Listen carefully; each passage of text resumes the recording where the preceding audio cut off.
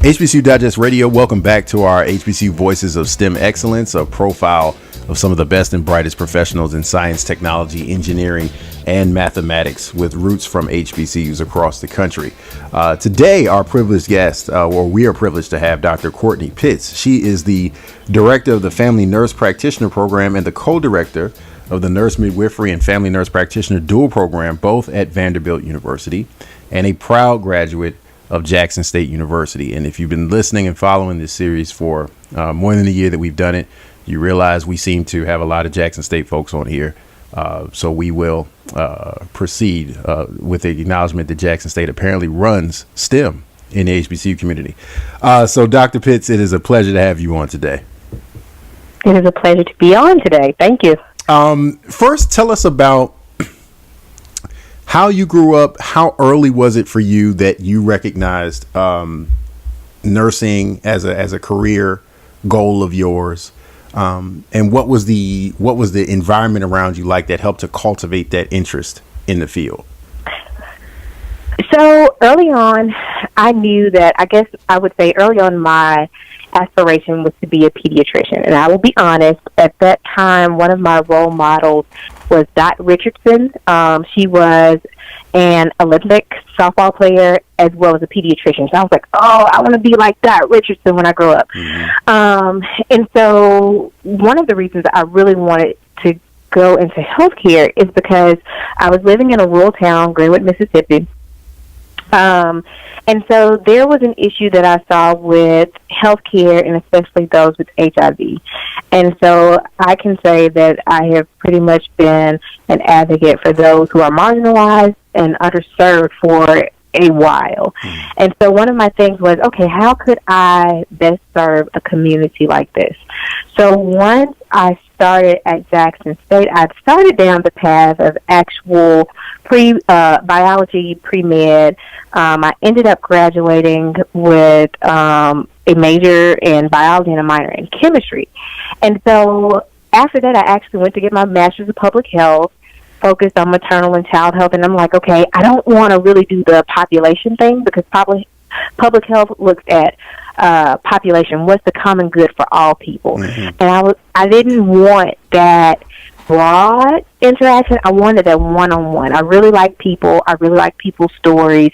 And that's the best way you can impact somebody is, right there in the same room with them. And so it was actually my cousin who told me about the nursing program. And I was like, oh, okay. It was actually here at Vanderbilt University. And so I was like, oh, okay, well, I'll apply and just see, maybe this is an option. And I actually got here and I loved it. It was everything. Nursing has been everything that I am about. Being on the front lines, being with the underserved, and then to a point where I can help one-on-one. That holistic care, taking care of not only that disease process, but what else is going on with that person. So understanding that the financial impact, understanding even though some people may have insurance, they still may be underinsured, so they still can get all the care that they want to get. And so even in working in primary care, I also take care of individuals living with HIV. And so that's who I really, because they have access, but then they don't because they have that stigma. So my first thing was service. And I guess that lends to my sorority as well. I'm sorry, service to all mankind. To the ladies of Alpha Kappa Alpha Sorority Incorporated. Gotta get that in there. And so my first, I had to plug it. So my first thing was service, and then the second thing was those who are at a disadvantage. And so my career has started out with those who are in transition housing children with special health care needs. At that time, we had hit the recession once I had just graduated. And so, we had natural disasters here in Nashville, Tennessee. So that I was like engrossed in all of that, and that was very fulfilling. It's very exhausting, but very fulfilling. And then I moved on to those living with HIV because I feel like they need a voice. They need an advocate. If they have no other support, they at least needed me. So that's how ended up where I am. So it sounds like this is something that started early on, a heart for service. How did your Jackson State experience cultivate that, and how did you wind up at JSU? It's not rare for folks in Mississippi to say I'm going to Jackson State, which I think is beautiful, because a lot of folks in the state want to go there. That's a great thing. But how did you, assuming you had a lot of choices, pick JSU, and what did it do for you?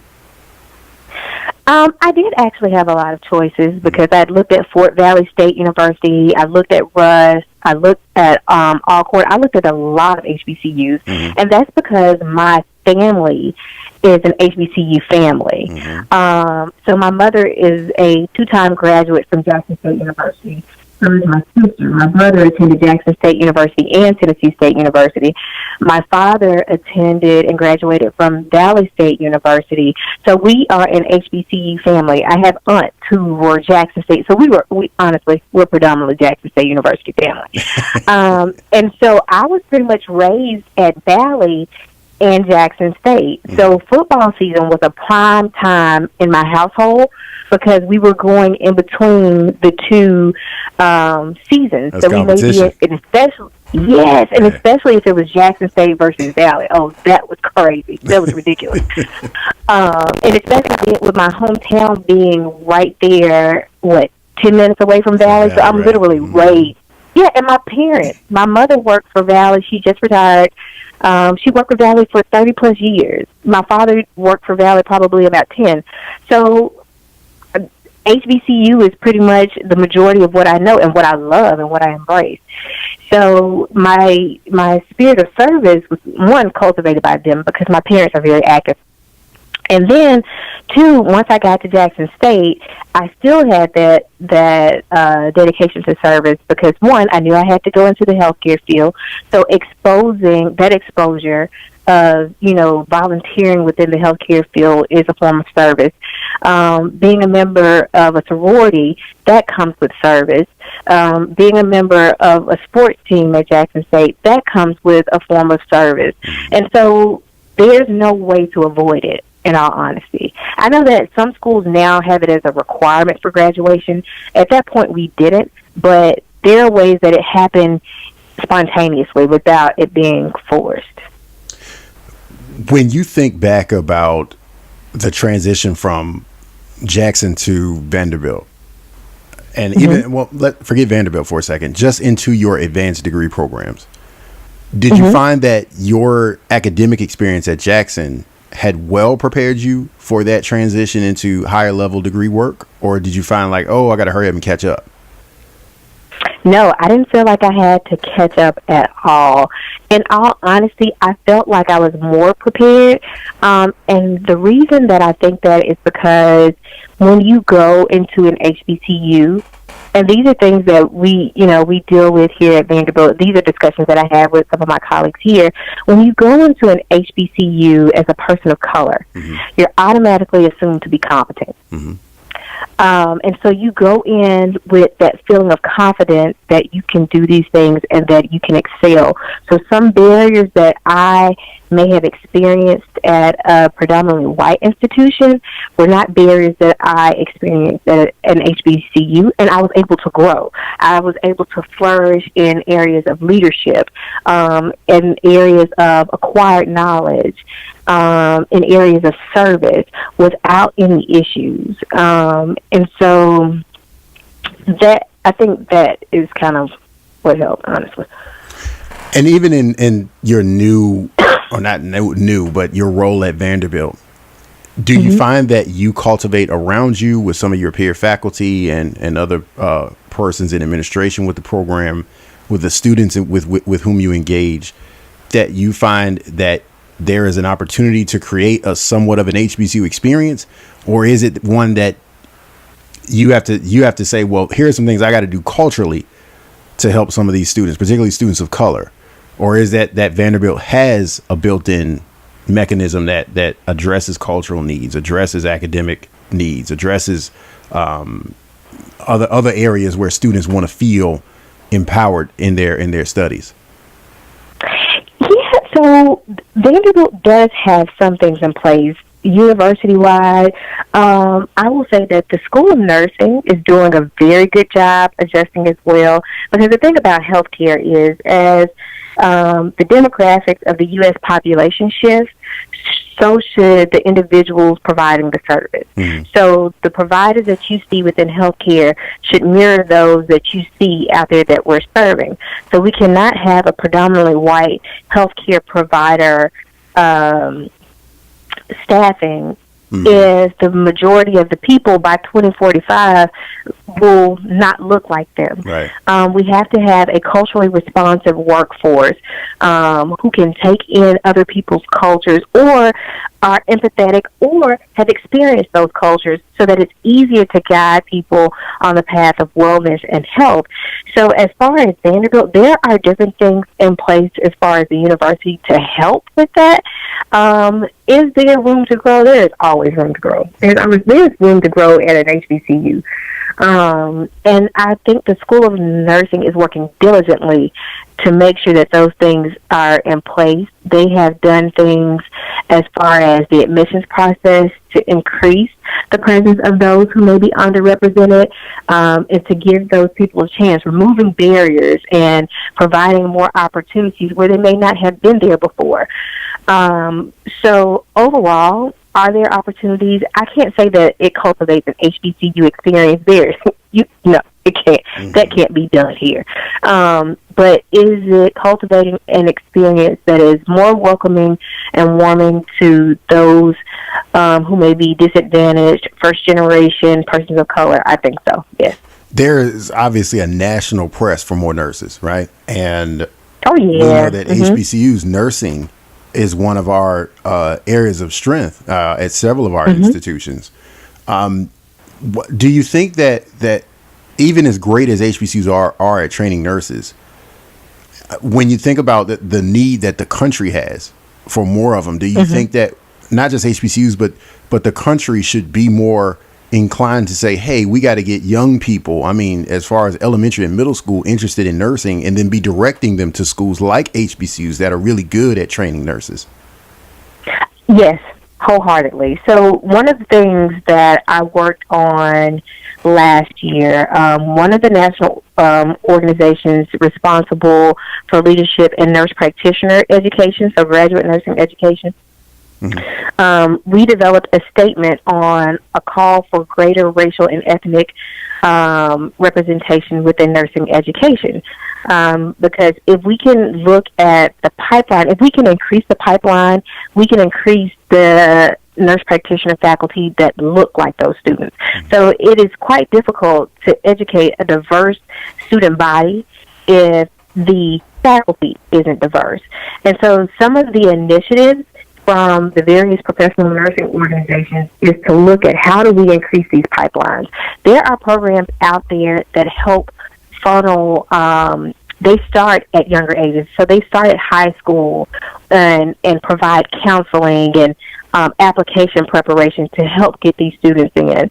I was even talking to somebody about, even if we're at HBCUs, helping them prepare their applications to graduate programs. Because some of that, it's comparing, one of the barriers is finances. So if I get somebody out with a bachelor's who really has had a difficult time, financially, historically, and they're making $50,000 as an RN, it will be hard to get them back to go back to school.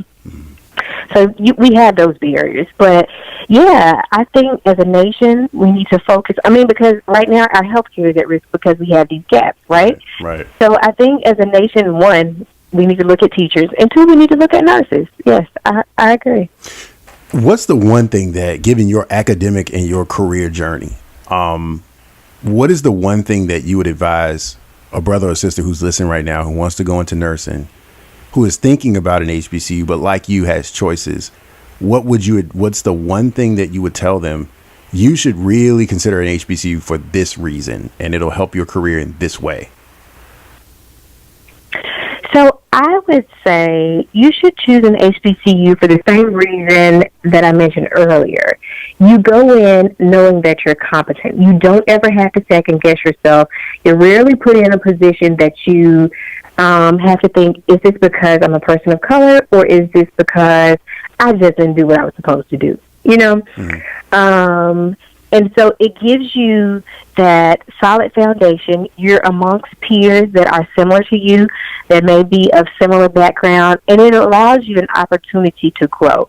It allows you, one of my father's big things is he wanted me to attend a predominantly institution of people of color because he felt like that's where I could best learn leadership. And it's not because he feels like that people of color are difficult to lead.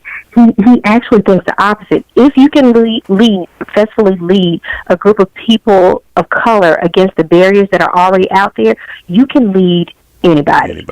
You can lead anybody. And so that is the thing that you would go in with. You know, I know that I'm competent.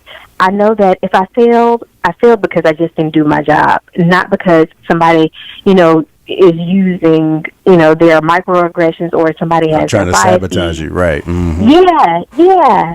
So you go in with that confidence. Now, what I will say they may face is that when they come out, you may have people that are like, oh, you went to an HBCU. And if they ever, I will give you my email. If you ever hit that wall, please email me and we can have a phone call so I can give you the verbiage that you spit back at them. Because just because you went to an HBCU does not mean that you're inferior. Being at an HBCU prepared me for more than just nursing. It prepared me for life. So you come out with so much more. You're not a statistic. I go back to homecoming just to see my faculty. Like, I really enjoy going back to say here, and they know me. They know that I've had children. They have pictures. You know, it's just a family environment. And when you feel like you're part of a family and you feel like people care, you grow. So that's what I would say.